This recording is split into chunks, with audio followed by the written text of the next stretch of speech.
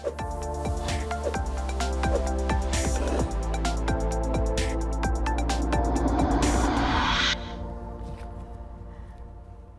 And welcome. मैं हूं प्रियंका संभव, आपके लिए लेकर आती हूं मेरी सिप मेरा सवाल, जिसमें हमारी कोशिश होती है कि आप अगर म्यूचुअल फंड में इन्वेस्ट करते हैं तो आपकी सिप की जर्नी जो है बिल्कुल फ्लॉलेस चलती जाए, और उसमें जो भी गड़बड़ियां हैं, स्कीम्स को लेके जो कन्फ्यूजन है, अगर आप स्कीम के अंडर परफॉर्मेंस से परेशान हैं या फिर ये समझ नहीं पा रहे हैं कि जो आपने डाइवर्सिफिकेशन के लिए अलग स्कीम्स चुनी है वो ठीक है या नहीं, तो उन तमाम सवालों का जवाब हमारे एक्सपर्ट्स आपको देते हैं इस शो में। अगर आप चाहते हैं कि हम आपका क्वेश्चन अपने एक्सपर्ट के सामने रखें तो आपको हमें ये क्वेश्चन भेजना होगा व्हाट्सएप या ईमेल के जरिए। यूट्यूब पर लाइव देखते हुए भी आप कमेंट बॉक्स में भेजते रहते हैं, थैंक यू सो मच।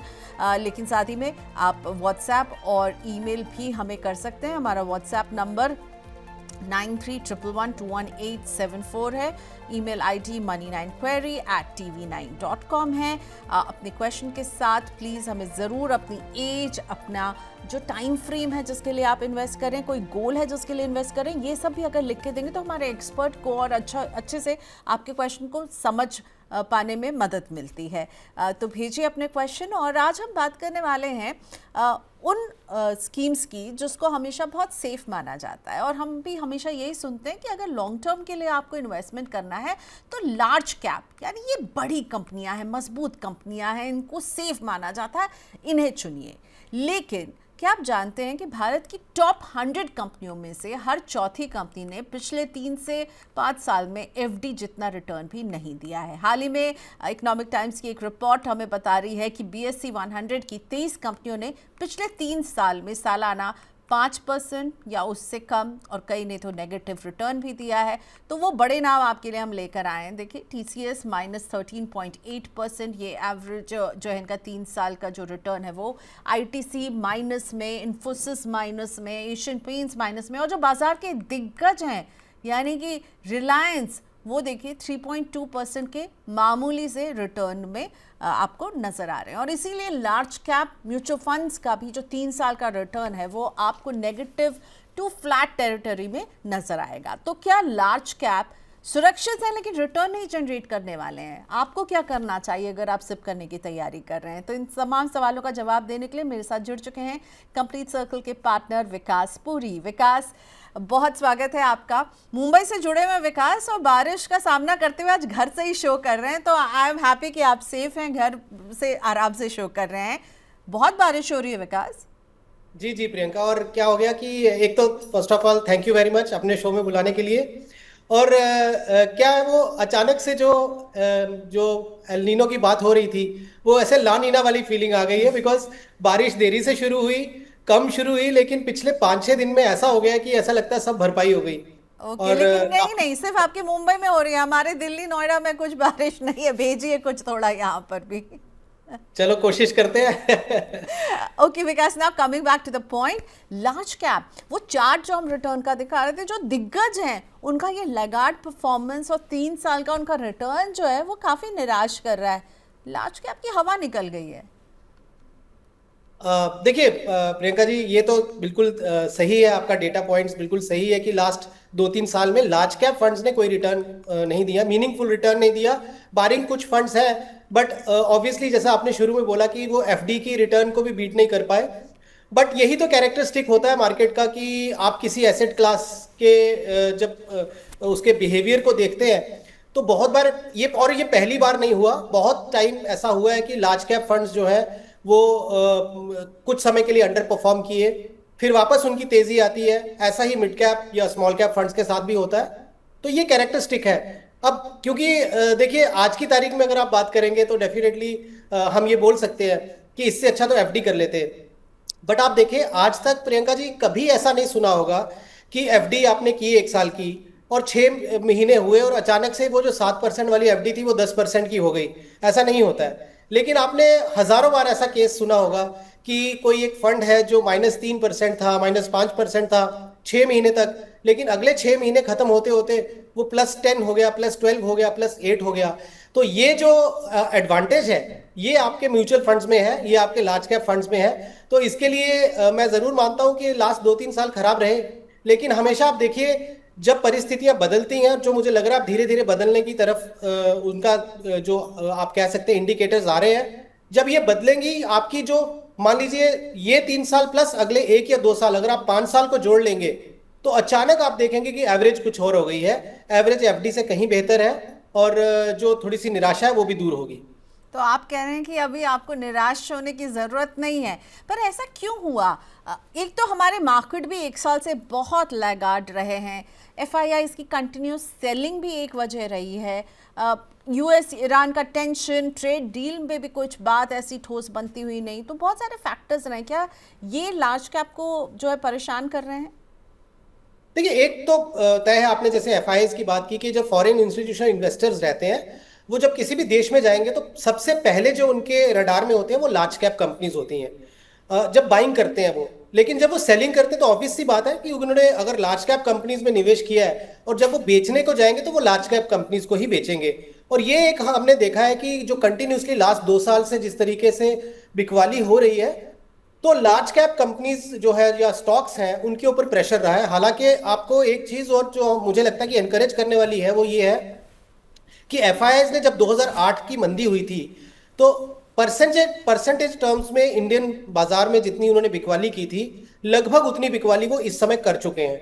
2008 में हम निफ्टी जो हमारा 60% गिर चुका था, आज हम डिस्पाइट ऑफ द फैक्ट के परसेंटेज टर्म में, एब्सोल्यूट नंबर की बात नहीं कर रहा हूं, बट परसेंटेज टर्म्स में अगर वो एफआईआईज का पैसा निकला है तो आप देखिए रिटेल निवेशकों की वजह से, डोमेस्टिक इंस्टीट्यूशनल इन्वेस्टर जैसे म्यूचुअल फंड, इंश्योरेंस कंपनीज हो गई या एचएनआईज हो गए, जो हमारे देश के निवेशक हैं, उन्होंने बाजार को इतने अच्छे से संभाला है कि हम ये मानते हैं कि 2-3 साल में कोई रिटर्न अच्छा नहीं बना, लेकिन ऐसा नहीं हुआ कि बाजार 40%, 50%, 30% गिर गए। बाजार बहुत अच्छे से संभाल दिए। अब आप ये सोचिए कि जब एफआईआईज मेजॉरिटी पैसा यहां से निकाल चुकी हैं, अगर थोड़ा बहुत जो बचा होगा वो भी अगर निकालेंगी, लेकिन डोमेस्टिक इंस्टीट्यूशनल इन्वेस्टर्स या आपके जैसे व्यूअर्स हैं, जो इन्वेस्टर्स हैं, वो अपने डिसिप्लिन सिप्स मेंटेन करके रखेंगे, तो मुझे लगता है कि आने वाले 1-2 साल में हम बहुत अच्छी जो है रिटर्न की उम्मीद कर सकते हैं। हाँ, एक जो बम्पर रिटर्न की उम्मीद होती है कि चारों तरफ से फायरिंग द सिलेंडर्स, वो तब होगा जब डोमेस्टिक वाले भी अपना जारी रखेंगे और एफआईआईज वापस आएंगे।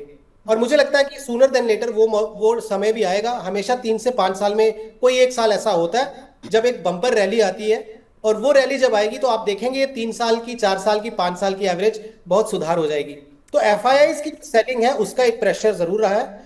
उसके अलावा जो हमारी अर्निंग्स है उसमें भी थोड़ा सा अगर आप देखेंगे तो जिस तरीके की एक्सपेक्टेशन थी वैसी नहीं आई इन कंपनीज की, जो तिमाही नतीजे होते हैं। बट ऊपर से ये जो लड़ाई हो गई तो थोड़ा प्रेशर मार्जिन्स का आता है, इन्फ्लेशन बढ़ती है, रॉ मटेरियल कॉस्ट बढ़ती है, तो ये कुछ चीजें होती हैं जो 3-4 एक साथ मिली। फिर टैरिफ वाला इशू आ गया जो ट्रम्प की वजह से, तो ट्रेड वॉर जिसको हम बोलते हैं, तो ये सारी चीजें मिली जुली हुई जिसकी वजह से कुछ बिजनेसेस इंपैक्ट हुए।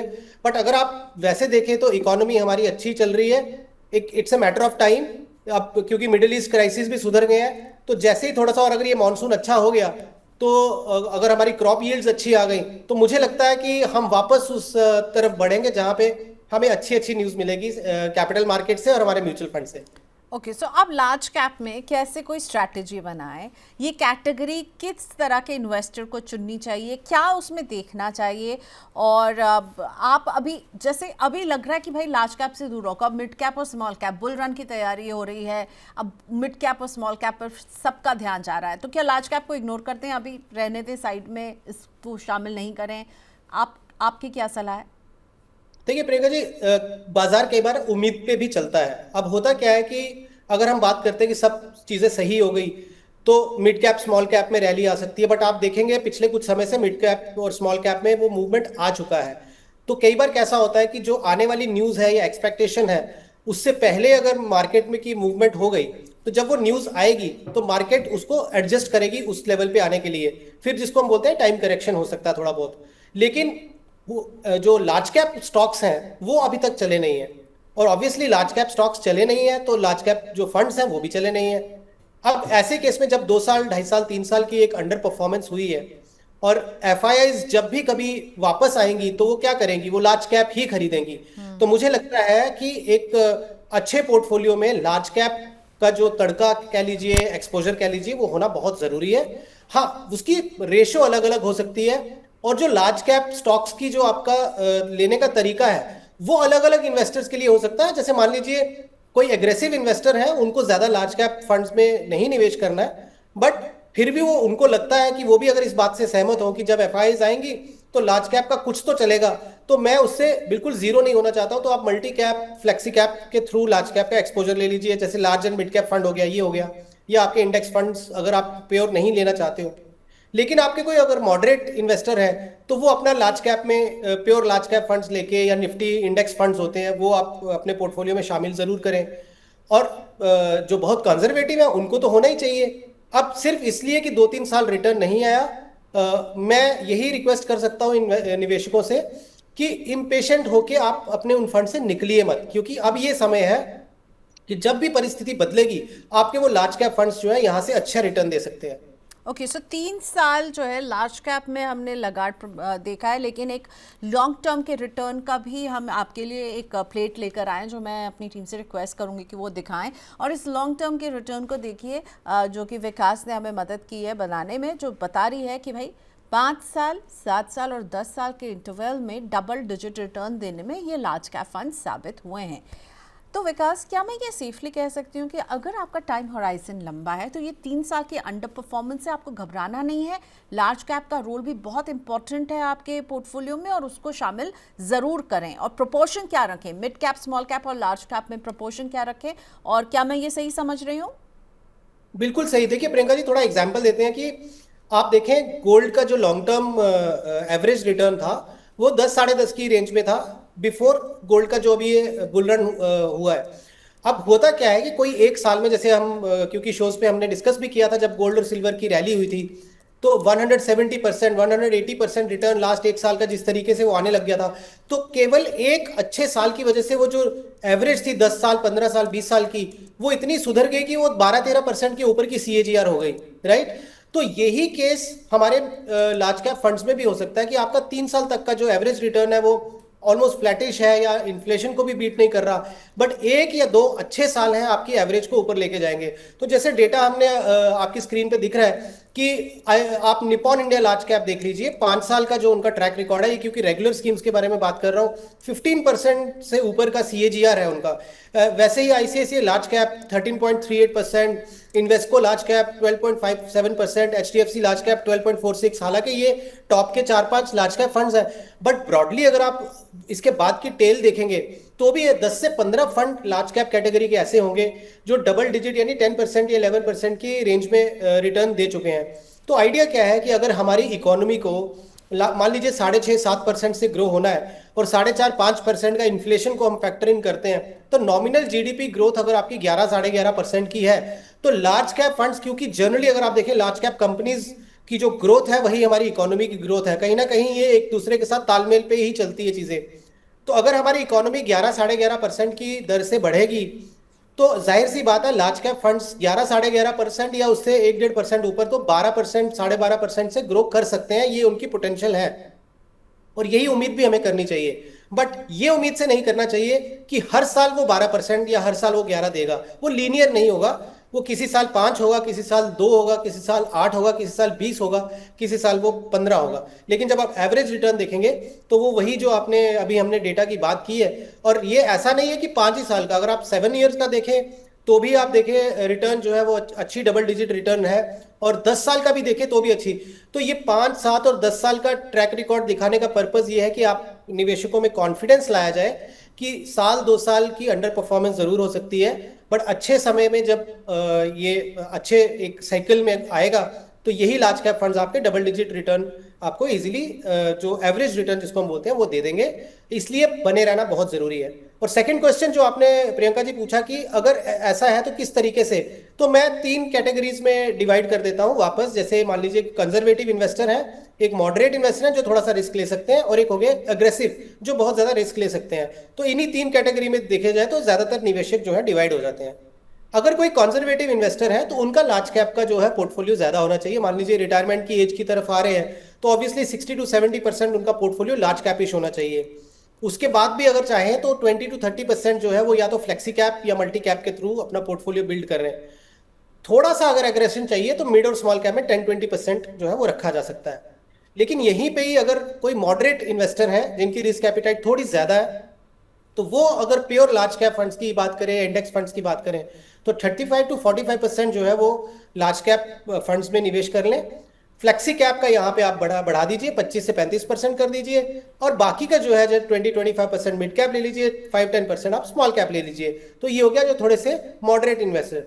और जो एग्रेसिव हैं, जैसे मान लीजिए यंग इन्वेस्टर हैं, या अगर यंग नहीं भी हैं लेकिन जो फाइनेंशियली वो अब थोड़े से फ्री हो चुके हैं, तो रिस्क लेने की जो उनकी एपिटाइट ज्यादा है, वहां पे जरूर हो सकता है कि आप लार्ज कैप फंड्स को कट डाउन करके 15-20% तक लेके आ जाए। फ्लेक्सी कैप आप 30-40% ले जाए, मिड कैप 20-25% ले जाए, और स्मॉल कैप को भी 15-20% तक लेके जाए। और फिर कोई थीमेटिक जैसे इंटरनेशनल फंड हो गए, या कोई मान लीजिए सेक्टर बेट्स होती हैं वो लेना चाहें तो वो भी ले लीजिए।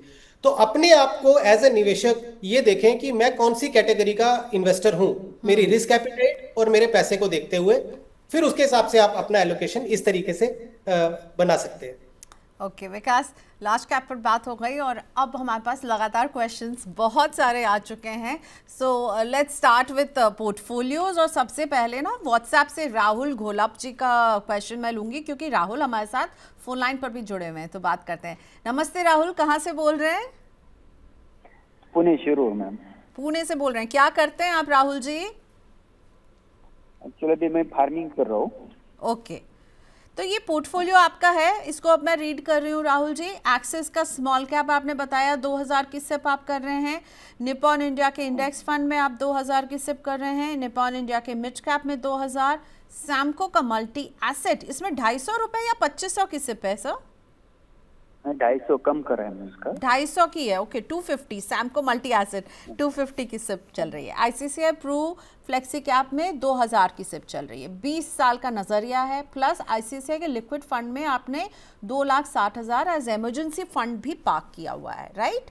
तो कब से राहुल जी, कितना पुराना पोर्टफोलियो, कब से आप इन्वेस्टमेंट कर रहे हैं? ये तो बता दिया 20 साल करेंगे, कब शुरू किया आपने? एक्सिस स्मॉल कैप जो है वो 1 साल हो गया। ओके, निपॉन का जो है उसको 2 साल हो गए इंडेक्स फंड का, और बाकी अभी करा है ये महीने का। ठीक है, 1-2 साल और कुछ नए इन्वेस्टमेंट भी। आपकी एज क्या है राहुल जी? 35। 35, ठीक है। कुछ पर्टिकुलर सवाल है या मैं बोलूं विकास जी को आपकी पोर्टफोलियो पर अपना व्यू दें? कुछ और आप जानना चाहेंगे? एक्चुअली मुझे जानना है कि पोर्टफोलियो बैलेंस है कैसे है, और अगर बढ़ाना है तो कितने बढ़ा सकते हैं? ठीक है, यानी आप स्टेप अप करेंगे, हर साल थोड़ा थोड़ा बढ़ाते भी रहेंगे। हाँ हाँ, ठीक है विकास। इंडेक्स फंड है निपॉन का, जो एनएफओ आया था तब से मैं इन्वेस्ट कर रहा हूँ, लेकिन उसके रिटर्न नहीं आए हैं। तो एनएफओ में एसआईपी करना सही है या इसके बारे में थोड़ा सा मैं कंफ्यूज हूँ। ठीक है, उसके बारे में बिल्कुल। जब कोई नया फंड आता है तो आप शुरू कर सकते हैं। अब उसकी परफॉर्मेंस कैसी रहेगी ये तो मार्केट तय करता है, लेकिन उसमें कोई दिक्कत नहीं है। पर विकास, आपका क्या व्यू है? यहाँ हम देख रहे हैं राहुल जी का पोर्टफोलियो। सो मुझे तो एक तो सैमको के मल्टी एसेट में 250 रुपये का निवेश, ये मुझे लग रहा है कि मतलब ये क्यों ही 250 रुपये कर रहे हैं आप। दूसरा, आईसीसीआई के लिक्विड फंड में बहुत अच्छी बात कि 2,60,000 इमरजेंसी फंड पार्क किया हुआ है। और निपॉन इंडिया का इंडेक्स फंड जो एनएफओ में शुरू किया था, प्रदर्शन से खुश नहीं है राहुल जी, क्या कहेंगे आप? विकास, ओवर टू यू।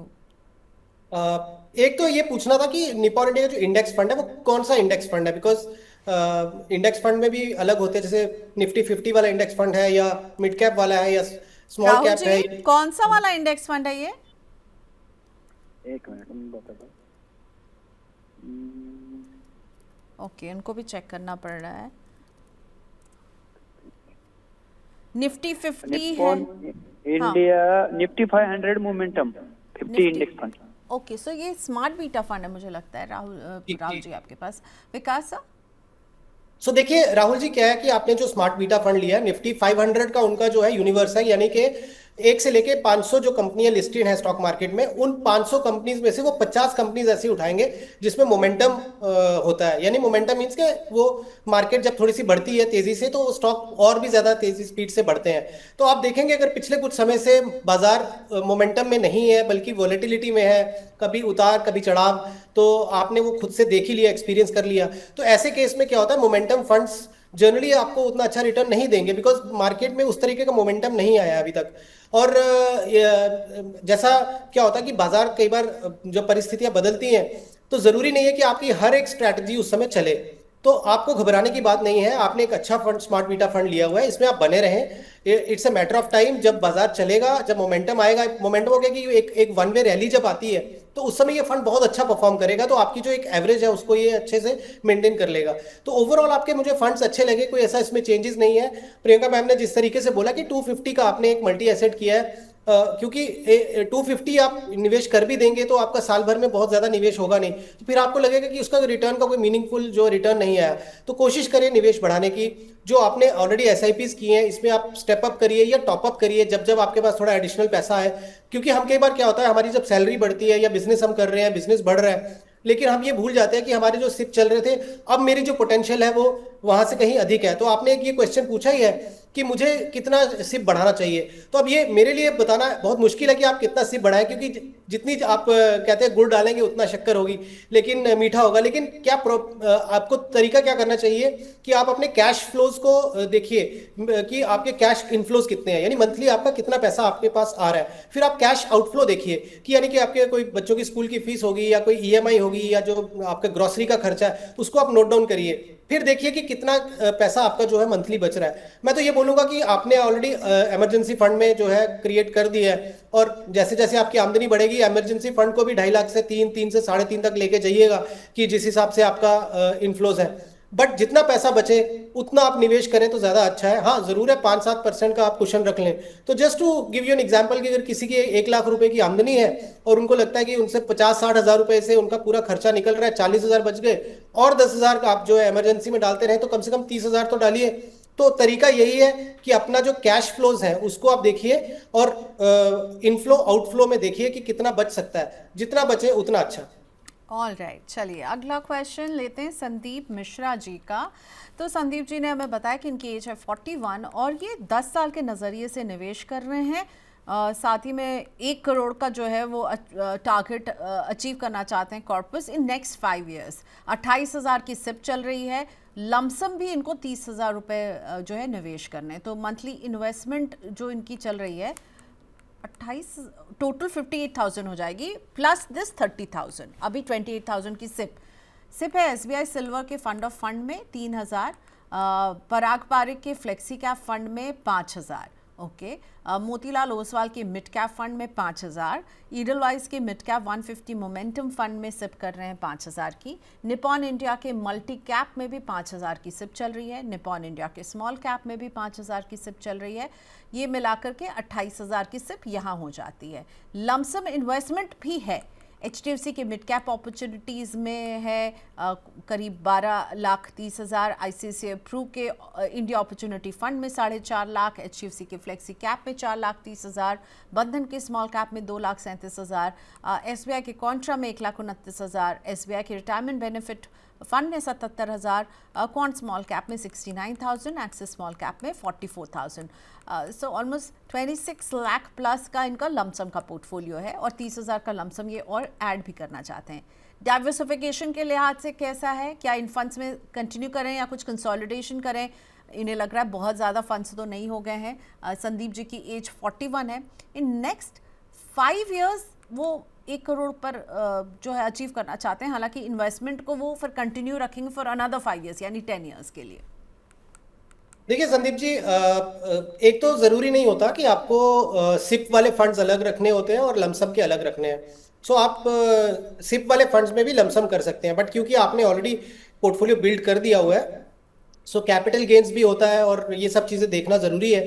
तो फिर भी मैं ये बोलूँगा कि आप पोर्टफोलियो को थोड़ा सा कंसोलिडेट करिए। सो फॉर एग्जाम्पल, आप टू स्टार्ट विथ आप Quant small cap at Axis small cap को बंधन स्मॉल कैप में मर्ज कर दीजिए। सो अब देखिए क्या होता है कि जब हम बात करते हैं कोई भी पोर्टफोलियो को रिस्ट्रक्चर की या जो भी हम सजेशन देते हैं, तो ऐसा नहीं होता कि जो फंड हम बंद करने के लिए बोल रहे हैं या निकलने के लिए बोल रहे हैं वो खराब है। आइडिया ये होता है कि उसके सामने अगर कोई फंड ज्यादा बेहतर लग रहा है तो इसलिए हम उस फंड की जो है रिकमेंडेशन दे देते हैं। तो यहाँ पे आप क्या करें कि और फिर बहुत सारे स्मॉल कैप फंड्स आपके पास हैं, तो वो भी आपको थोड़ा सा ओवरलैप कम करने की जरूरत है। तो ऐसे केस पे आप क्वाड स्मॉल कैप और एक्सिस स्मॉल कैप को बंद करके बंधन स्मॉल कैप को जो है उसमें मर्ज कर दीजिए। अब मर्ज करते हुए जरूर देखिएगा कि आपका एग्जिट लोड ना हो उसमें, और आप कैपिटल गेन्स भी देख लीजिए किस हिसाब से।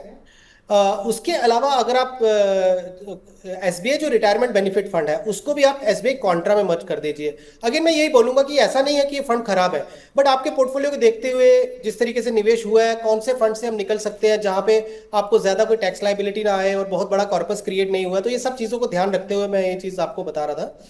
तो एसबीआई कॉन्ट्रा में आप बिल्ड कर दीजिए। फिर इसी तरीके से आप जो अपनी ईडलवाइज मिड कैप 150 मोमेंटम वाली सिप है उसको आप बंद कर दीजिए। जो सिप वहां की बंद होगी, मोतीलाल मिड कैप फंड में आप जो है वो सिप बढ़ा दीजिए अपना। इसी तरीके से जो आप अपनी एसबीआई सिल्वर ईटीएफ एफओएफ है उसकी सिप को बंद करें। और अब क्योंकि आपके पास एक्सिस का ऑलरेडी एक फोलियो है, तो एक्सिस में ही एक gold silver passive fund of fund है। तो मुझे ये लगता है कि अगर आपको कमोडिटी का एक्सपोजर लेना है तो फिर उसमें गोल्ड को इग्नोर नहीं करना चाहिए और सिल्वर को भी इग्नोर नहीं करना चाहिए। तो क्यों ना एक ऐसा फंड लिया जाए जहां पे आपके दोनों फंड्स का एक्सपोजर मिल जाए। तो उसको ध्यान में रखते हुए मैंने आपको ये रिकमेंड किया कि एक्सिस का gold and silver passive fund of fund आप ले लीजिए। उसमें आप जो है 8,000 की सिप कर दीजिए। तो क्योंकि 8 की अगर आपने वहां की, तो अब आपके पास 50,000 की जो सिप है उसमें 10,000 की आप सिप जो है, जो मैं फंड्स बोलूंगा इसमें आप करिए। तो जैसे 10,000 आप पराग पारिक फ्लेक्सी कैप का कर दीजिए, तो वो जो 5 है उसको 10 कर दीजिए। क्योंकि 30,000 जो आप ऐड करना चाहते हैं, तो वो ये सारा मिलाकर 58,000 जो बनता है, 8 हमारा कॉमोडिटी में हो गया और 50 इसमें। फिर निपॉन स्मॉल कैप को आप 10,000 कर दीजिए, मोतीलाल ओसवाल मिड कैप को आप 10,000 कर दीजिए, निपॉन इंडिया मल्टी कैप को 10 और एसबीआई कॉन्ट्रा का 10। ये आपके 5 और एक ईटीएफ जो कॉमोडिटी का 6 सिप आप कंटिन्यू रखें। बाकी वाले फंड जो हमने मर्ज करने के लिए बोला है वो आप कर दीजिए। अब क्योंकि अगर आप 5 साल तक निवेश जारी रखते हैं और करंट जो आपका कॉर्पस जमा हो चुका है, इन सबको ध्यान में रखते हुए अगर 12% से मैं कैलकुलेट करता हूं, तो अप्रोक्सीमेटली जो आपका जो है 94 लाख के आसपास का कॉर्पस क्रिएट होगा।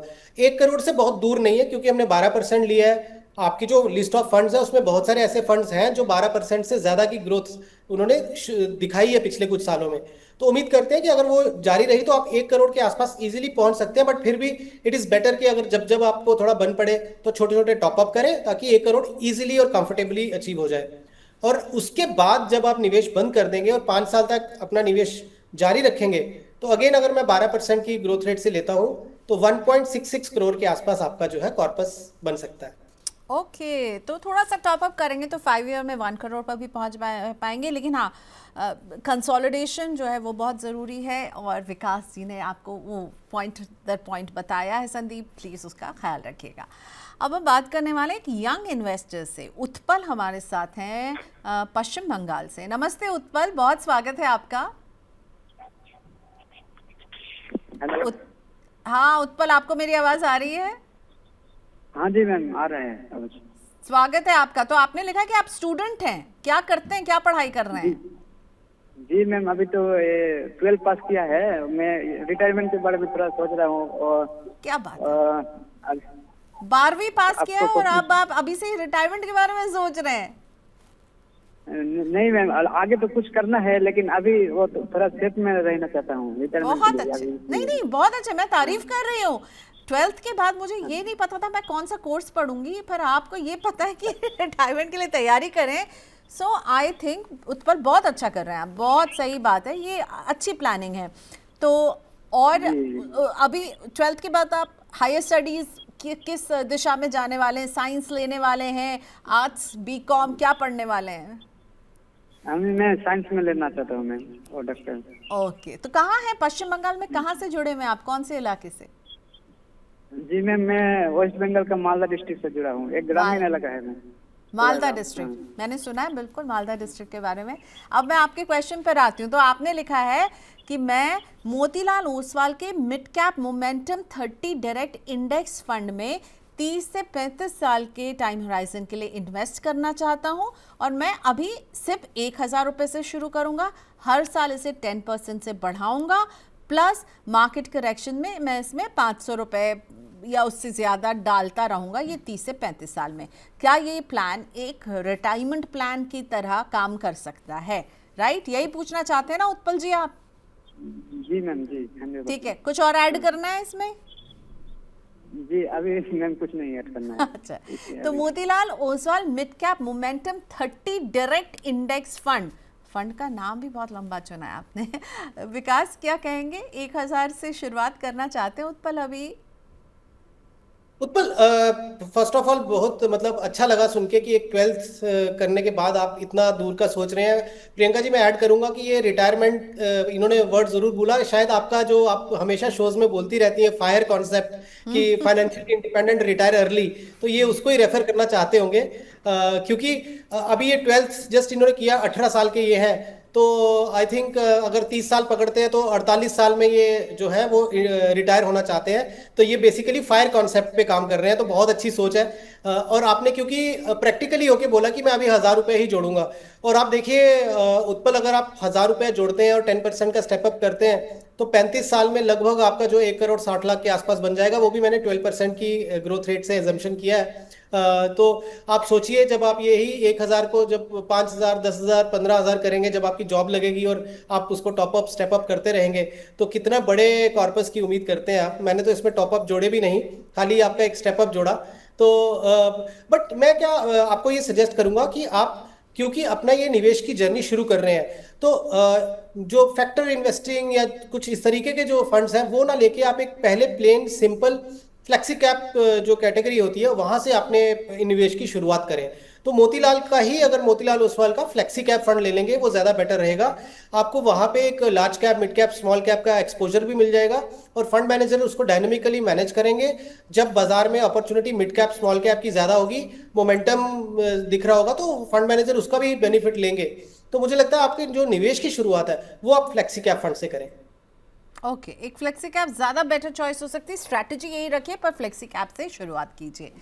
लोकेश पुरी जी का क्वेश्चन मैं ले रही हूँ, गुजरात से हैं, और उन्होंने वो एक बहुत ही एक ऐसा मुद्दा उठाया ना जो बहुत टची है। उन्होंने पूछा है कि म्यूचुअल फंड में एक्सपेंस रेशियो कब, कैसे और कितना काटा जाता है, इसके बारे में गाइड कीजिए। 1 लाख रुपए निवेश कर रहे हो तो इसमें एक्सपेंस रेशियो मतलब कितना कैलकुलेट होता है, और ये एक्सपेंस रेशियो जो है ना रेगुलर और डायरेक्ट प्लान में कितना अंतर होता है, ये इन्वेस्टर के मन में ये इंक्विजिटिवनेस हमेशा रहती है। विकास, तो ज़रा मार्गदर्शन कीजिए यहाँ पे लोकेश जी का, और बाकी लोग जो हमारे शो को देख रहे हैं उन्हें भी थोड़ा सा बताइए।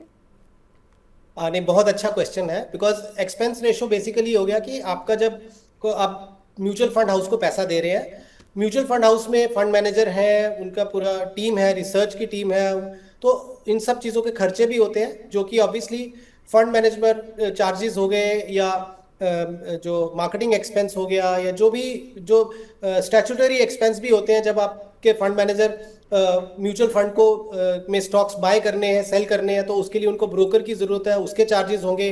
तो ये सब चीज़ों को जब मिला के जो एक्सपेंस होते हैं वो आपके जो है टोटल एक्सपेंस रेशोज जिसको बोलते हैं टीईआर, तो वो टीईआर जो है वो फंड पे चार्ज की जाती है। अब आपके, मैं इसको बहुत सिंपल तरीके से समझाऊंगा, बहुत कॉम्प्लिकेट नहीं करूंगा।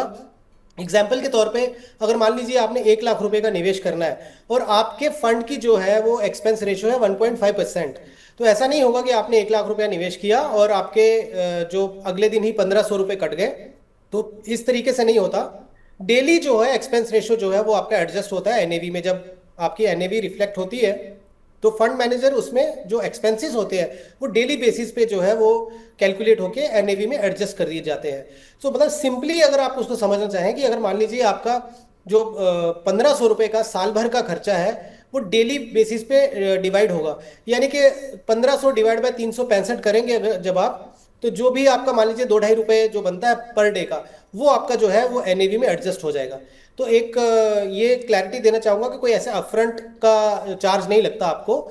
और दूसरा, आपका जो आपने लाख रुपए निवेश किया, अब साल के एंड होते होते वो 1,10,000 हो गया, तो आपको जो चार्जेस लगेंगे वो 1,10,000 के ऊपर लगेंगे, क्योंकि इसको बोलते हैं मार्क टू मार्केट गेन की वजह से जो आपका वैल्यू बढ़ गई है, तो जो चार्ज रेशो जो 1.5% थी वो अब आपको 1,10,000 पे लगेगी। तो पहले ये हो गया। अब दूसरा, चार्ज कितना लगेगा ये सेबी ने हर एक कैटेगरी के लिए डिफाइन करके रखा है। यूजुअली अगर आप देखें तो इंडेक्स फंड्स का जो चार्जेस होते हैं बड़े कम होते हैं, वो मतलब 15 basis point, 20 basis point. So again example के तौर पे 1,00,000 अगर आप निवेश करते हैं तो 150 रुपये या 200 रुपये या 250 रुपये जो भी इंडेक्स फंड के एक्सपेंस रेशोज हैं उसके हिसाब से लगेंगे। यूजुअली जो एक्टिव फंड्स होते हैं उनके चार्जेस जैसे 1%, 1.5% तक या 0.25% तक भी जाते हैं। बट इसमें एक चीज और होती है कि सेबी देखती है कि जब किसी एक म्यूचुअल फंड में फंड का साइज बड़ा होना शुरू हो जाता है तो फिर एक्सपेंस रेशियोज नीचे आ जाती हैं, क्योंकि ऐसा लगता है कि अगर आपका बहुत बड़ा कॉर्पस क्रिएट हो गया, आपकी पूरी टीम इन प्लेस है, तो आपको फिर ज्यादा पैसे देने की जरूरत नहीं है। तो प्रोपोर्शनेटली बड़े एयूएम वाले जो फंड्स होते हैं उनकी एक्सपेंस रेशियोज कम होती हैं। तो हो सकता है कि एक फ्लेक्सी कैप फंड जो 50,000 करोड़ का हो, तो हो सकता है उसकी एक्सपेंस रेशियो 1.5% हो, और एक नया फ्लेक्सी कैप आ गया जिसका एयूएम खाली अभी 1,000 या 2,000 करोड़ ही है, तो उसकी एक्सपेंस रेशियो 1.8% हो। तो ये नए फंड या स्मॉल एयूएम जो होते हैं वो भी एक क्राइटेरिया होता है एक्सपेंस रेशियोज तय करने का। तो अब इसमें कैसा है कि जो डायरेक्ट का और रेगुलर एनएवीज होती हैं उसमें क्या है कि मान लीजिए, अभी अगेन एग्जांपल दे रहा हूँ क्योंकि हर एक फंड का अलग अलग है, कि अगर रेगुलर में किसी फंड का जो एक्सपेंस रेशियो मान लीजिए डायरेक्ट वाले का 1.5% है, तो रेगुलर वाले का हो सकता है 1.75% या 1.8% हो, या किसी डायरेक्ट स्कीम का 1.2 है तो रेगुलर स्कीम का 1.6 हो। तो जो ये डिफरेंस होता है वही जो बेसिकली जो एडवाइजर्स होते हैं या डिस्ट्रीब्यूटर्स होते हैं उनके पे आउट की तरफ या उनकी कमीशंस की तरफ जाता है। अब इसमें एक चीज और है लोकेश जी, क्योंकि हो सकता है आपने कुछ वीडियोस भी देखे हो जहाँ पे या जो कैंपेन्स चलती हैं म्यूचुअल फंड सही है उसमें भी ये दिखाया जाता है कि डायरेक्ट में करेंगे तो खर्चा कम लगेगा आपको। लेकिन ये चीज जानना बहुत जरूरी है कि अगर आपको खुद से पूरी नॉलेज है और आपको पता है कि मैं जिन स्कीम्स में निवेश कर रहा हूँ वो सही है, कब उनको बदलना है, मार्केट परिस्थिति के हिसाब से कौन से मेरे को फंड पोर्टफोलियो में ऐड करने हैं, कौन से मुझे निकालने चाहिए, अगर इस पूरी चीज़ों की नॉलेज अगर आपको है तो आप डायरेक्ट की स्कीम्स में जाएंगे तो आपको लंबे समय में एक अच्छा बेनिफिट हो जाएगा। लेकिन अगर आप इन चीज़ों की जानकारी नहीं रखते हैं और किसी वजह से आपने खाली सोशल मीडिया से सुन के और आपने अपने फंड्स ले लिए और आपका पोर्टफोलियो एक नॉर्मल पोर्टफोलियो से 2-3 या 4% अंडर परफॉर्म करने लग गया, तो यही जो आप पैसा बचा रहे हैं वो लॉन्ग रन में आपको बहुत बड़ा नुकसान देके जाएगा। तो ये बहुत ज़रूरी है प्रियंका जी आपके निवेशकों के लिए कि जिनको म्यूचुअल फंड्स की पूरी नॉलेज है, बहुत अच्छे तरीके से समझते हैं, उनके लिए तो डायरेक्ट स्कीम्स बेटर हैं। बट अगर किसी एडवाइजर के थ्रू जाएंगे, और एक चीज़ और प्रियंका जी आपने ये डेटा बताया भी है, मुझे पता है 2-3 शोज में आपने इसको बहुत अच्छे से हाईलाइट भी किया था कि डायरेक्ट में जिन्होंने निवेश किया उनके पोर्टफोलियोज ने उतना अच्छा परफॉर्म नहीं किया जितना जो एडवाइजर्स के थ्रू किया है। तो ये बहुत ज़रूरी है जानना कि ऐसा नहीं होना चाहिए कि कल को हम ऐसा हो जाए कि पेनी वाइज पाउंड फुलिश हो जाए, कि हमने 50 पैसे या 40 पैसे बचा दिए लेकिन पोर्टफोलियो पे बहुत बड़ा डेंट ले लिया हमने, तो वो नुकसान हो जाएगा। तो ऐसे केस में आपके क्वेश्चन का मुझे लगता है मैंने कोशिश की है आंसर देने की, और ये भी मुझे लगा कि क्यों ये आपके मन में क्वेश्चन आया होगा। बट अगर कोई और क्वेश्चन होगा तो ज़रूर आप उसको पोस्ट करिएगा। ओके, चलिए अगला क्वेश्चन पूछने के लिए बिक्की सारमा हमारे साथ हैं, फोन लाइन पर हैं। नमस्ते बिक्की जी, कहाँ से बोल रहे हैं, क्या करते हैं? जी जी नमस्ते। नमस्ते। हाँ जी, मैं आसाम से बोल रहा हूँ। सॉरी, आपकी आवाज दब गई बिक्की जी, आपका नमस्ते सुना उसके बाद नहीं सुना। कहाँ से जुड़े हुए हैं बिक्की आप? जी जी आसाम आसाम। आसाम से, ओके। क्या करते हैं आप? जी अभी मैं स्टूडेंट हूँ। ओके, स्टूडेंट हैं। और ये आपका इन्वेस्टमेंट देख करके तो मैं दंग हूँ, सिप भी है, लमसम भी है ये। हाँ जी, एक्चुअली ये मतलब मैं बोलता है मतलब ऐसे मतलब आप लोगों का शो देख के ही मतलब इन सभी फंड्स में लमसम कर दिया था एक्चुअली। और खुद का मतलब मेरा वो जो SIP अमाउंट है वो थोड़ा अभी कम है, 500,000 ऐसे करके है, तो इसीलिए मतलब वो बाकी लमसम ये मतलब मेरा माता पिता का है। अच्छा, मम्मी पापा का है वो लमसम इन्वेस्टमेंट। हाँ। और आपका है ये सिप पोर्टफोलियो। बहुत अच्छे, बहुत अच्छे। सो बिकी, आपकी एज क्या है? जी 25। ठीक है। तो आपका पोर्टफोलियो मैं रीड करती हूँ, ठीक है? फिर आपका कोई सवाल होगा तो विकास जी हैं, उनसे पूछ लीजिएगा। तो पहले तो हम इनका सिप पोर्टफोलियो लाएंगे। हाँ, सिप पोर्टफोलियो पहले आ गया है। तो इसमें नहीं ये ईडलवाइज नहीं, तो इनका जो सिप पोर्टफोलियो उसमें हीलियोस का फ्लेक्सी कैप है 1000, ईडलवाइज का US टेक फंड है 1000, बंधन और इन्वेस्को का स्मॉल कैप जिसमें 500 है, यही है ना? हाँ और जी। HDFC और मोतीलाल के मिड कैप में भी 500 और ICICI के अपॉर्चुनिटीज फंड में भी 500। तो 2 मिड हाँ कैप हाँ है, 2 स्मॉल कैप है, एक US फंड है, और हीलियोस का आपने फ्लेक्सी कैप लिया। अभी थोड़े दिन पहले मैं हीलियोस के CEO से भी बात कर रही थी, और ICICI का अपॉर्चुनिटीज फंड भी है। ये है आपका 2,000, 4,000, 5, 5,500, 6,000 की सिप चल रही है। ठीक है, ओके। ये जी, मैं ये सोच रहा था कि क्योंकि मेरा मतलब टाइम हॉरिजन थोड़ा सा ज्यादा है, मतलब 25 साल का है, 20-25 साल तक ऐसा भी कर सकते हैं। तो ठीक मैं है। ये सोच रहा था कि ICICI मतलब मेरा ऐसा पोर्टफोलियो देख के लग भी रहा था कि हाँ थोड़ा सा ज्यादा हो गया है। तो मैं ये सोच रहा था कि ICICI अपॉर्चुनिटी जो फंड है उसको बंद करके बाकी जो उसका जितना भी है वो बाकी में ठीक है, इन्वेस्ट कर दे, बाकी फंड ओके। में इन्वेस्ट कर दे। ठीक है, तो आप सोच और रहे थे एक कि मेरा हाँ जी मैम, और एक मेरा 30,000 का लमसम है, वो ऐड नहीं किया था। वो है सेमको एक्टिव मोमेंटम फंड में। मतलब क्योंकि मेरा टाइम थोड़ा लंबा है, तो इसीलिए मैंने एक एक्टिव मोमेंटम फंड भी लिया है कि थोड़ा सा मार्केट में वोलेटिलिटी भी आएगी तो भी मैं मतलब हैंडल कर पाऊंगा, क्योंकि मैं अभी पैसे मतलब उसमें रिडीम करने वाला नहीं हूँ। तो इसीलिए मैं ये मतलब एक्टिव मोमेंटम फंड जो लिया है सेमको का, ये कैसा है ये भी जानना चाहता था। ओके फाइन, ठीक है। तो आप सोच रहे हैं कि ICICI अपॉर्चुनिटीज वाली सिप को बंद करके उसका पैसा भी अपने एग्जिस्टिंग पोर्टफोलियो में डालें, और सैमको का एक हाँ हाँ मोमेंटम फंड भी है आपके पास। तो आपके हाँ हाँ पेरेंट्स का जो ये लमसम वाला फंड है वो मैं रीड करूं? जी जी ओके, सो अब पेरेंट्स के में भी एक जो है, मुझे एक सिप भी 1,000 रुपए की जो Edelweiss emerging market opportunity fund है उसमें आपके पेरेंट्स कर रहे हैं सिप 1,000 जी की। जी ओके, तो ये एक तो है ये ईडलवाइज इमर्जिंग अपॉर्चुनिटीज फंड, ये इनके पेरेंट्स का है जिसमें 1,000 की सिप चल रही है। फिर इनकी जो लमसम है वो है ईडलवाइज के मिड कैप में, ग्रो के स्मॉल कैप में, ट्रस्ट के स्मॉल कैप में, DSP के मल्टी एसेट में, ईडलवाइज के मिड कैप में, कोटक के मल्टी कैप में, और एबेकस के मिड कैप में। All right Vikas, over to you. मैंने आपसे विक्की जी का पोर्टफोलियो भी शेयर किया था, और एक एडिशन जो इन्होंने 30,000 का सैमको के मोमेंटम फंड में किया है।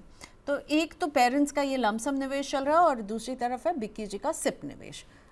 बताइए क्या इसमें आप चेंज करना चाहेंगे? देखिए प्रियंका, फैमिली लेवल पे क्योंकि अब ये लगभग 15 स्कीम्स हो गई हैं इनकी। क्योंकि अगर आप सेकंड पोर्टफोलियो देखिए सिप वाला, उसमें भी स्मॉल कैप में बंधन और इन्वेस्को है, मिड कैप में HDFC और मोतीलाल भी है।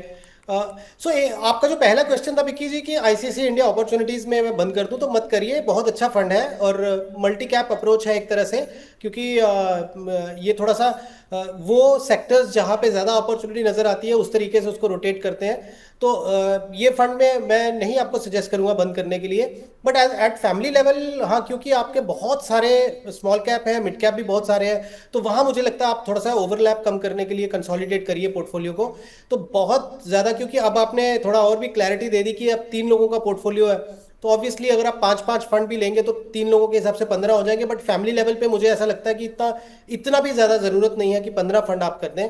2-3 फंड्स के लिए ही मैं आपको सजेस्ट करूंगा कि आप मर्ज कर दें, बाकी का एज इट इज आप चलते रहने दीजिए।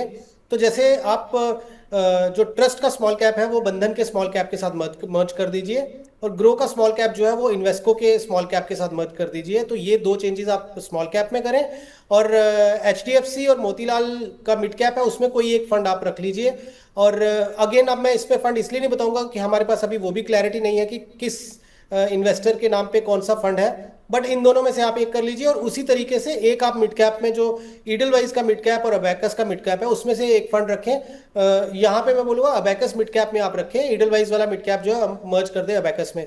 तो 2 स्मॉल कैप 2 मिड कैप रखें, रादर देन हैविंग 4 या 3 के ऊपर आपके पास जो है 3-3 4-4 आपके पास में वो हो गए small cap and mid cap. तो यहाँ आप थोड़ा सा चेंज कर लीजिए। बाकी जो आपने फंड्स लिए हैं अब, क्योंकि टेक्टिकल कॉल है, हालांकि US टेक फंड जो है और ईडलवाइज इमर्जिंग मार्केट अपॉर्चुनिटी। तो ये दोनों अलग है, बिकॉज इमर्जिंग मार्केट वाला जो है यूएस के बियॉन्ड निवेश होता है, और ईडल बाई यूएस जो है वो स्ट्रेट अवे यूएस के टेक जो कंपनीज है उसमें निवेश होता है। तो वहाँ पे आप बने रहें। तो फिर इसीलिए मैंने कोई बहुत ज़्यादा और चेंजेस उसमें मुझे लगा नहीं कि करनी चाहिए, एक्सेप्ट फॉर कि स्मॉल कैप और मिड कैप का जो है वो कट डाउन कर दीजिए एक्सपोजर। ओके, स्मॉल कैप और मिड कैप हैवी हो रहा है तो उसका एक्सपोजर कम कीजिए, कंसोलिडेशन की ज़रूरत है, तो उसका ख्याल रखिए। बहुत सारी स्कीम्स आपने ले ली है, और ये इन्होंने एक बताया सैमको का, इनके पास एक मोमेंटम फंड भी है जो हमारे पास रिटर्न में नहीं था इनकी तरफ से। योर व्यूज़ ऑन दैट विकास जी? देखिए अगेन क्योंकि बहुत ज़्यादा लिस्ट ऑफ फंड्स है, तो वही जो सैमको का मोमेंटम फंड है, अगर आप ये चाहते हैं तो इनफैक्ट इनको इसलिए लग रहा होगा कि प्रियंका पिछले कुछ समय से आईसीआईसीआई इंडिया अपॉर्चुनिटीज ने परफॉर्म नहीं किया, बट अगर आप इसका ओवरऑल ट्रैक रिकॉर्ड देखें तो बहुत अच्छा फंड है। तो इनफैक्ट आई वुड सजेस्ट कि आप आईसीआईसीआई इंडिया अपॉर्चुनिटीज में उसको जो है वो ऐड कर दीजिए। ओके, ठीक है, चलिए अगला क्वेश्चन लेकर के आते हैं पिंटू जी का। उन्होंने शो के शुरुआत में एक क्वेश्चन भेजा था पर हम उसे इंक्लूड नहीं कर पाए थे। सो इनकी सिप जो है ना 5 अलग अलग स्कीम्स में है, सब में 1,000 अमाउंट है, 6 है शायद। ICICI multi cap 1,000, HDFC flexi cap, Motilal का मिड कैप, बंधन का स्मॉल कैप, इन्वेस्को का मिड कैप और ईडलवाइज का gold and silver fund. Plus Motilal mid cap down चल रहा है, तो क्या करना चाहिए और क्या मुझे एक ग्लोबल फंड को ऐड करना चाहिए? सो मोतीलाल ओसवाल के अच्छे परफॉर्मेंस से मतलब अच्छा बुरे परफॉर्मेंस से दुखी हैं पिंटू जी, और 6,000 की सिप कर रहे हैं, सब में 1,000 डिवाइड किया हुआ है, तो वहाँ पे क्या करें? और क्या एक ग्लोबल फंड जोड़ें? ऐसे ग्लोबल फंड में ऑप्शन बहुत कम है म्यूचुअल फंड में, क्योंकि सब पर एक सीलिंग रहती है, तो कुछ ही फंड्स खुले में जो एक्सेप्ट कर रहे हैं अभी सिप। तो आप वैसे पिंटू जी को कहेंगे एक ग्लोबल फंड जोड़ें, और मोतीलाल मिड कैप का क्या करें? विकास, आई थिंक ये मोस्ट टॉक्ड अबाउट क्वेश्चन हो गया मोतीलाल मिड कैप। मुझे लगता है आपके साथ ही हमने अलग अलग शो में कई बार इसे एड्रेस किया है। होता है प्रियंका जी, क्योंकि आप देखें मोतीलाल मिड कैप का अगर आप पिछले 1 साल का परफॉर्मेंस देखेंगे और अगर उसके पीछे का देख लेंगे तो बहुत अच्छा। तो कई बार ऐसा होता है कि इन्वेस्टर्स जो है वो जब पिछले 1 ईयर के टॉप परफॉर्मिंग फंड में निवेश करते हैं तो ज़रूरी नहीं होता है कि अगले साल भी उसी तरह की परफॉर्मेंस रेप्लिकेट होगी, और इसी वजह से अगर आप देखेंगे तो थोड़ा सा जो निराशा हो रही है बहुत सारे निवेशकों को। But again as a fund house, as a fund, as a philosophy मुझे किसी तरह का कोई ऐसा वो चिंता का विषय नहीं लगता।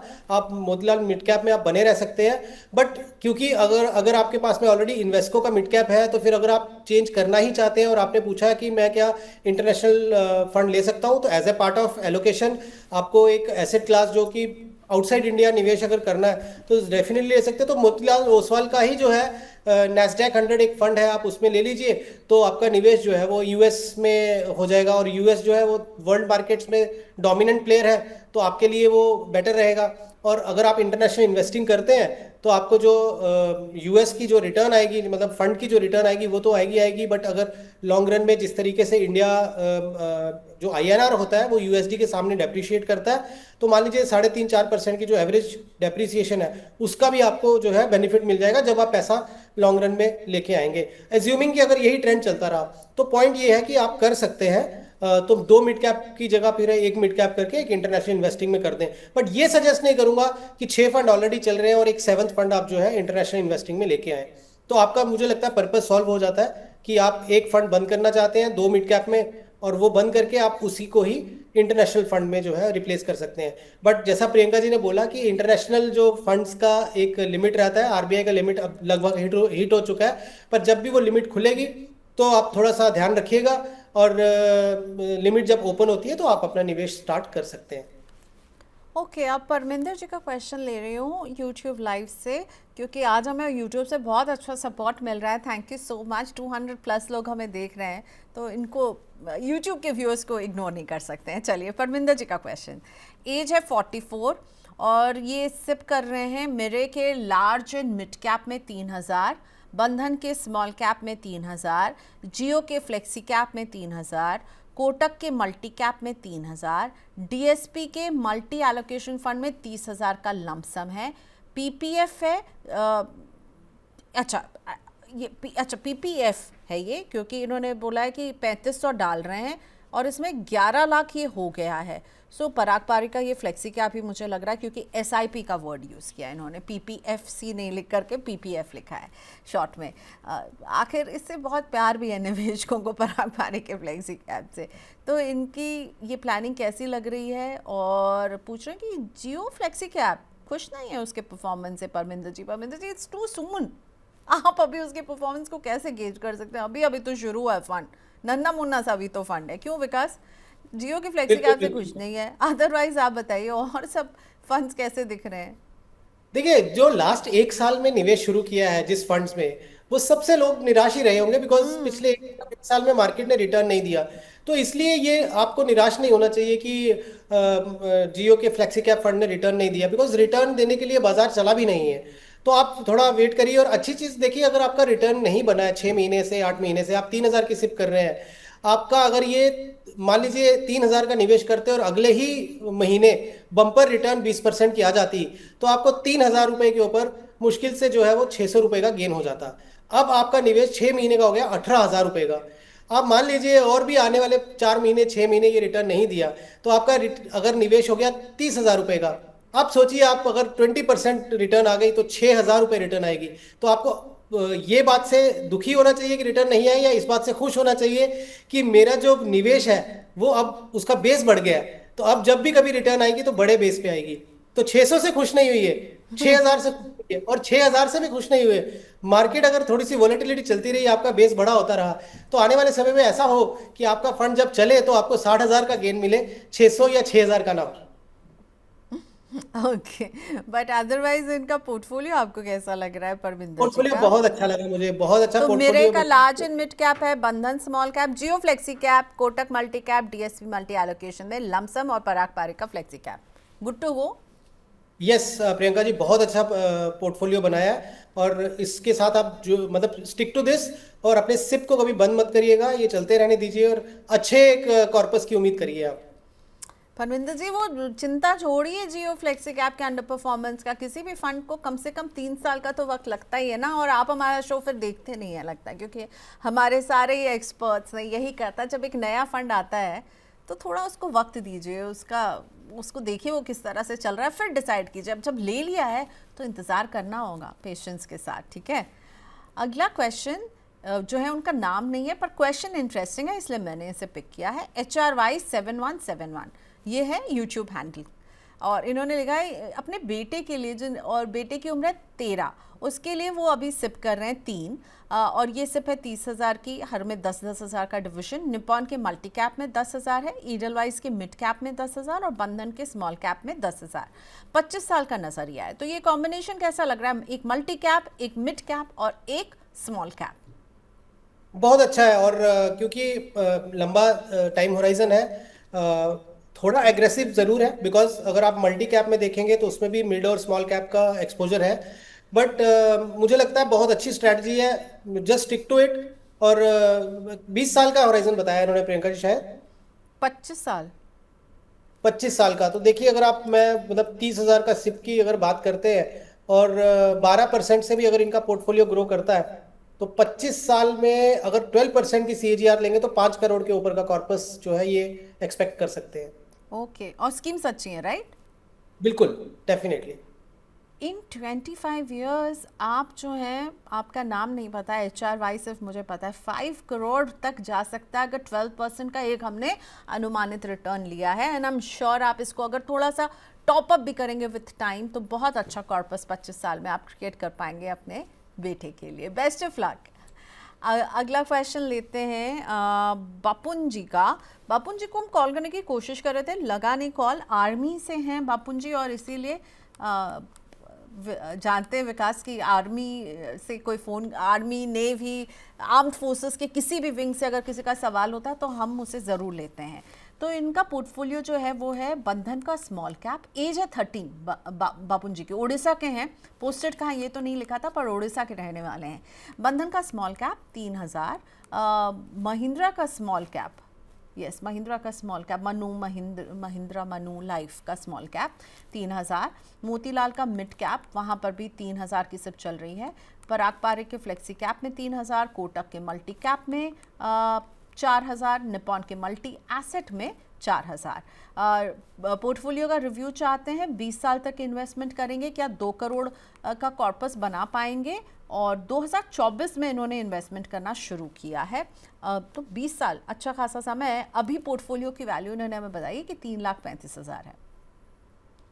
बहुत अच्छा पोर्टफोलियो प्रियंका जी, कोई चेंज रिकमेंड नहीं करूंगा। हालांकि 2 स्मॉल कैप फंड जरूर हैं इसमें, चाहे तो एक जो है मिड एंड लार्ज कैप की तरफ जा सकते हैं, बट अभी जरूरत नहीं है। एटलीस्ट 10 साल तक ये कंटिन्यू रखें 2 स्मॉल कैप फंड, क्योंकि क्या अब इनका टाइम होराइजन बहुत लंबा है और ओवरऑल इनका मैंने पोर्टफोलियो जिस तरीके से देखा तो इनके पास वो बैंडविड्थ है कि एटलीस्ट 10 इयर्स तक एक एग्रेसिव अप्रोच ले लो, फिर 10-12 साल में जो है अपने पोर्टफोलियो में जो बीटा है या रिस्क है उसको कम किया जाए। तो वहां पे इनको जो है धीरे धीरे स्मॉल कैप वाला जो ओरिएंटेशन है, मिड कैप वाला ओरिएंटेशन है, वो थोड़ा थोड़ा लार्ज कैप की तरफ मूव करना शुरू कर देना चाहिए। तो ऐसे केस में अभी अगर आप बोले तो अभी ये एज इट इज पोर्टफोलियो के साथ चल सकते हैं, बट हाँ 10-12 साल जब हो जाए तो फिर अपने पोर्टफोलियो का जो है थोड़ा सा रीस्ट्रक्चरिंग धीरे धीरे करना शुरू कर दें। और 12% अगर CAGR से पोर्टफोलियो ग्रो करता है तो 2 करोड़ 16 लाख के आसपास कॉर्पस क्रिएट होता है, और वो 2 करोड़ का टारगेट कर रहे हैं तो बहुत इजीली तो ये अचीव हो ही जाएगा। और ये भी उम्मीद करते हैं कि जैसे जैसे इनका सिप का अमाउंट बढ़ेगा तो 2 करोड़ के आइए तो उससे कहीं अधिक पोर्टफोलियो की उम्मीद की जा सकती है। ओके बापुन जी, कोई चिंता नहीं कीजिए, बस अभी बिल्कुल अभी अर्ली स्टेज है आपकी इन्वेस्टमेंट का, तो आप मिड और स्मॉल कैप का जो एक्सपोजर है वो हमारे एक्सपर्ट को लग रहा है वो सही है, पर आगे जा कर के थोड़ा सा मिड और स्मॉल कैप से हल्के होकर के आप लार्ज कैप को इंक्लूड करना शुरू कीजिएगा। पर अभी कोई जल्दी नहीं, अभी आपका कॉम्बिनेशन सारा अच्छा है, कुछ चेंज नहीं कर रहे हैं हमारे एक्सपर्ट। 2 स्मॉल कैप है उसको रखिए, एक फ्लेक्सी कैप है पराग पारिक रखिए, एक कोटक का आपने मल्टी और निपॉन का भी मल्टी लिखा है, तो मल्टी कैप है कि नहीं पता नहीं, बस मल्टी लिखा है, तो जो भी है ये सब ठीक है, ऐसे ही चलते रहने दीजिए। बिटून चौधरी जी का क्वेश्चन मैं यूट्यूब से पिक कर रही हूँ। इन्होंने बताया कि ये 15 साल तक सिप करेंगे, 3 साल से ऑलरेडी कर रहे हैं, और इनकी स्कीम्स हैं SBI का स्मॉल कैप 10,000, निपॉन का स्मॉल कैप 10,000, कोटक का मिड कैप 6,000 और पराग पारिक का फ्लेक्सी कैप 6,000।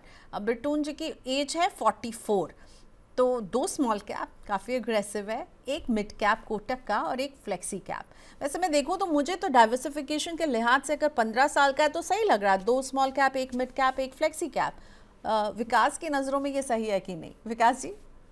प्रियंका जी, मैं थोड़ा सा इनको यही यहाँ पे ये सजेस्ट करूंगा कि आप 2 स्मॉल कैप के बदले एक ही स्मॉल कैप रखें, और एक इनका जो निपॉन का जो स्मॉल कैप है उसमें आप कंटिन्यू रखें।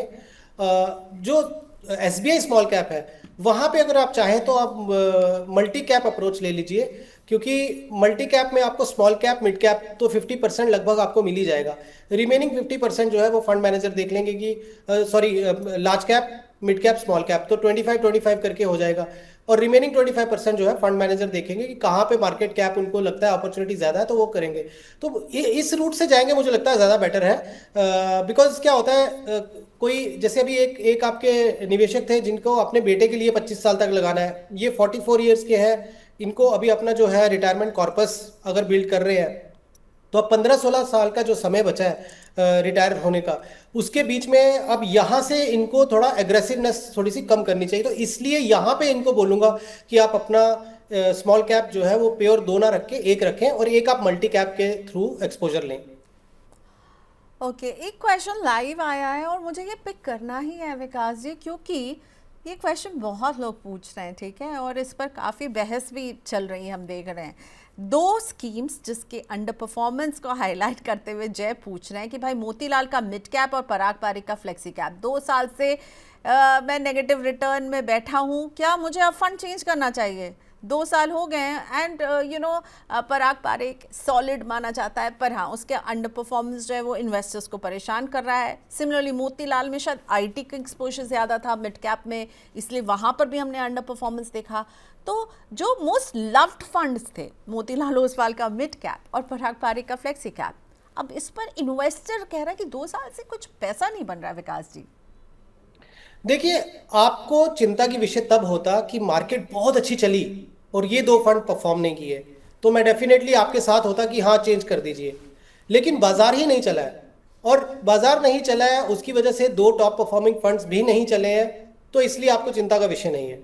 तो पॉइंट ये है कि अगर पूरा एग्जाम ही टफ था तो क्लास के इंटेलिजेंट बच्चे भी फेल हो गए, तो फिर कोई एवरेज बच्चा फेल हो गया तो आपको चिंता नहीं होती है ना, कि क्योंकि आपको पता है एग्जाम ही बहुत टफ था। तो मार्केट ही बहुत टफ है, उसकी वजह से जो अच्छे अच्छे परफॉर्मिंग फंड्स हैं वो भी परफॉर्म नहीं कर पाए हैं। तो पॉइंट क्या है कि आप इसको किसी भी फंड को 5 साल दीजिए टू सी द परफॉर्मेंस। तो आपके लिए दो, उस दिन ये डिसीजन लीजिएगा मैं यहाँ से निकलूं जिस दिन ये दो क्राइटेरिया आपके जो है वो फुलफिल हो रहे होंगे। पहला, 5 साल फंड को दिए हमने, अगर दिए तो उस 5 साल में हमारा जो फंड है, टॉप के 5 या 6 फंड या 7 फंड जो है उसमें अगर वो नहीं आ रहा है तो चेंज करिए। बट अगर आपने 2 ही साल हुए हैं और 2 साल में हो सकता है कोई दूसरा फ्लेक्सी कैप या कोई दूसरा मिड कैप फंड इससे बेटर परफॉर्म कर रहा हो, लेकिन हर एक फंड मैनेजर की अपनी सेक्टर बेट्स होती हैं। हो सकता है किसी फंड मैनेजर ने बैंकिंग में ज़्यादा एक्सपोजर लिया हो, किसी ने आईटी में लिया हो, किसी ने ऑटो में लिया हो, किसी ने फार्मा में लिया हो। तो जो मार्केट में जो एक्सपोजर होता है, सेक्टर एक्सपोजर, वो हर एक फंड मैनेजर की एक अपनी जो फिलॉसफी और स्ट्रैटेजी होती है उसके बेसिस पे वो होता है।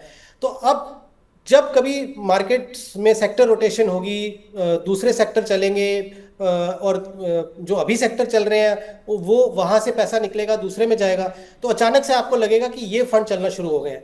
तो इसलिए एक अच्छे फंड को जब तक आप 5 साल नहीं देंगे तो वो पूरा साइकिल जो है वो फंड का कंप्लीट नहीं होगा। तो ऐसे केस में मुझे लगता है कि आपको अभी बिल्कुल भी नहीं निकलना चाहिए। आप एटलीस्ट और 3 साल दीजिए, और उसके बाद आप देखिए कि अगर ये फंड्स अपनी कैटेगरी में टॉप 5 में नहीं आ रहे तो फिर यस, आपको उस समय एक जो है डिसीजन लेना चाहिए। और ये भी मैं मतलब कन्विक्शन के साथ बोल सकता हूँ कि आज की तारीख में जो आपको टॉप 5 फंड दिख रहे होंगे पिछले 1 साल के, मिड कैप कैटेगरी का या फ्लेक्सी कैप का, अगले वो 1 साल में देखिएगा आप वो बदल जाएंगे, उसके अगले 2 साल के बाद वो बदल जाएंगे। तो इसलिए ये हो सकता है कि फंड्स अचानक से जो है वो अंडर परफॉर्मेंस से धीरे धीरे टॉप परफॉर्मिंग फंड्स में शामिल हो जाए। तो इसलिए एटलीस्ट गिव 5 years। ओके, सो यहाँ पर विकास क्लियरली कहते हुए आपका भी दिल थोड़ा सा मतलब मोतीलाल ओसवाल मिट के यहाँ पर पराग पारी को लेके पिघल रहा है कि टफ एग्जाम था तो थोड़ा बेनिफिट ऑफ डाउट यहाँ पर देना होगा। बाजार खराब था और ऐसे में अंडर परफॉर्म कर रहे हैं तो थोड़ा सा समय और देने की सलाह है। अभी नहीं निकलिएगा, जय ने ये सवाल पूछा, जय अभी नहीं एग्जिट करना, ठीक है, थोड़ा टाइम और दीजिए। Vikas thank you so much, 2 questions नहीं रुक रहे हैं। Thank you so much for all the love जो हमें यूट्यूब पर और व्हाट्सएप पे क्वेश्चंस का लगातार मिल रहा है, बहुत बहुत शुक्रिया। विकास आपका भी धन्यवाद, आपने वक्त निकाला आज, इस बारिश में भी आप डटे रहे। लार्ज कैप डूब रही है हमारा टॉपिक था, वैसे मुंबई डूब रही है पर विकास हमारे शो में है। थैंक यू विकास। देखिए प्रियंका जी, एक चीज जरूर बोलूंगा जाते जाते कि जब बड़े बुजुर्ग बोलते हैं कि बाहर तूफान लग रहा है तो घर में बैठे शांति से आराम से रहें, वही पोर्टफोलियो के साथ है। अगर बाजार में तूफान है, आंधी है, तो शांति में बने रहें, जब बाजार चलेगा आपकी रिटर्न भी बहुत अच्छी आएगी। ओके, थैंक यू, बहुत अच्छे से आपने जोड़ा है दोनों बातों को, शुक्रिया विकास। चलिए, तो आज विकास पूरी तो बड़ा मज़ा आया उनके साथ शो करके, नई नई बातें सीखी, पोर्टफोलियो को कैसे बैलेंस करना है ये समझा। अगर आप चाहते हैं कि हम आपके क्वेश्चन अपने एक्सपर्ट के सामने लेकर आए तो भेजते रहिए अपने क्वेश्चन। हमारा व्हाट्सएप नंबर, ईमेल आईडी आपके सामने है। आप 9311211874 और ईमेल आईडी ठीक उसके नीचे money9query@tv9.com पर भेजिए अपने questions. Thank you so much, और थैंक यू के साथ साथ सॉरी, मुझे पता है बहुत सारे सवाल आ रहे हैं, हम सबको नहीं अकोमोडेट कर पाए, समय इतना ही रहता है। अब भेज दीजिए हमें व्हाट्सएप और ईमेल पर, ठीक है। और Money9 अगर देखते हैं हमारा कंटेंट अच्छा लगता है तो Money9 के यूट्यूब चैनल को प्लीज़ सब्सक्राइब कीजिए ना।